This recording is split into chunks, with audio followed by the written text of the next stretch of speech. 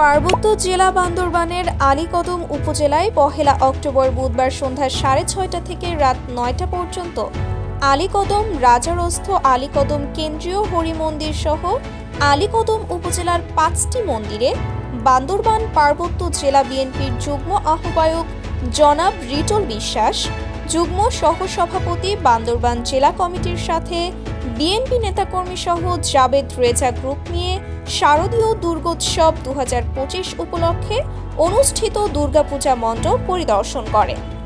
BNP নেতাদের মধ্যে উপস্থিত ছিলেন জনাব মাসুক আহমেদ, সাবেক আহ্বায়ক আলীকদম উপজেলা বিএনপি জনাব জুলফিকার আলী ভুট্টো, সাবেক সদস্য সচিব আলীকদম উপজেলা বিএনপি জনাব মনসুর আলম, সাবেক যুগ্ম আহ্বায়ক আলীকদম উপজেলা বিএনপি জনাব ইউনুস মিয়া, সাবেক যুগ্ম আহ্বায়ক উপজেলা বিএনপি জনাব বশির আহমেদ, যুগ্ম আহ্বায়ক আলীকদম উপজেলা স্বেচ্ছাসেবক দল জনাব কামাল উদ্দিন, সাবেক সভাপতি উপজেলা শ্রমিক দল বাবু সন্তোষ কান্তি দাস, সভাপতি আলীকদম কেন্দ্রীয় হরিমন্দির।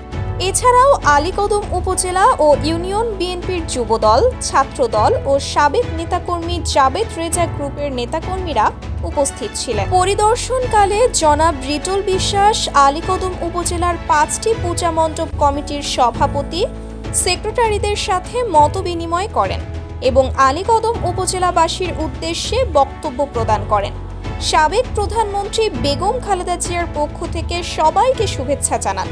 পরিদর্শনকালে আলীকদম উপজেলা বিএনপি জাবেদ রেজা গ্রুপের পক্ষ থেকে প্রতিটি পূজা মণ্ডপে আর্থিক অনুদান প্রদান করেন। তিনি বলেন, বান্দরবান জেলা বিএনপির সদস্য সচিব জাবেদ রেজা আলীকদম উপজেলার সকল পূজা মণ্ডপের সার্বিক খোঁজখবর নিচ্ছেন এবং সবাইকে শারদীয় দুর্গাপূজার শুভেচ্ছা জানান। তিনি আরও বলেন, আগামী জাতীয় সংসদ নির্বাচনকে বানচাল করার জন্য কিছু লোক ষড়যন্ত্র করে যাচ্ছে, তাদের বিরুদ্ধে প্রতিরোধ গড়ে তুলতে হবে। জাবেদ রেজার নমিনেশন প্রায় নিশ্চিত হয়ে গেছে। জনাব তারেক রহমানের গ্রিন সিগন্যাল ও নির্দেশনা পাওয়া গেছে। আলীকদম উপজেলার হিন্দু সম্প্রদায়ের লোকদেরকে অধিকার আদায়ের জন্য প্রয়োজনে যুদ্ধ করতে হবে। জাবেদ রেজা আলীকদম উপজেলা হিন্দু সম্প্রদায়ের অধিকার আদায়ের জন্য সার্বক্ষণিক পাশে আছেন। আগামী জাতীয় সংসদ নির্বাচনে ৩০০ নং আসনে জাবেদ রেজা ভাইকে জয়যুক্ত করার জন্য সবাইকে কাজ করার আহ্বান জানান। অনুষ্ঠান পরবর্তী সময়ে সাময়িক সাংস্কৃতিক অনুষ্ঠান অনুষ্ঠিত হয় এবং অনুষ্ঠানের সভাপতির বক্তব্যের মধ্য দিয়ে অনুষ্ঠানটি সমাপ্ত হয়।